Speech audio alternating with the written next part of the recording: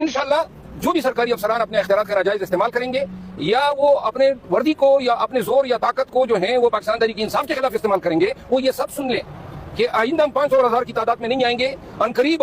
एक बात और बता दूं, बड़ी अहम शख्सियत पाकिस्तान तहरीक इंसाफ में शामिल हो रही है। 2-3 दिन के अंदर एक बड़ी शख्सियत जो है यहाँ इस्लामाबाद में हमने प्रेस कॉन्फ्रेंस रखा है, 2-3 हमने उनको जल्द से दे दिए जो नए लोग आ रहे हैं और बड़े ही वेल नोन पॉलिटिशियंस हैं पाकिस्तानी सियासत में उनका, और खसूसन खैबर पख्तूनख्वा की सियासत में उनकी बड़ी कदर मंजिलत है। तो लिहाजा अब आप लोग देखेंगे आने वाले दिनों में जोक दर जोक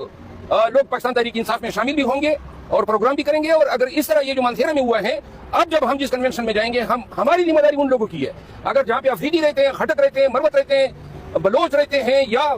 बिठनी या बलोची रहते हैं, शिनवारी रहते हैं, हम उनकी जिम्मेदारी है। फिर वो जो है वो कौम हमें छोड़ दे किसी के आसरे पे, और या फिर सब ने हमारे साथ मिलकर बैठने कन्वेंशन हम अपने प्राइवेट प्रॉपर्टीज में करेंगे, न कोई हम रोड ब्लॉक करेंगे, न कोई हम गिराव जलाव करेंगे। तो लिहाजा प्राइवेट प्रॉपर्टीज में हमें बैठना, अगर इस पे किसी का मूड खराब होता है, और मूड खराब होगा उसी शख्स का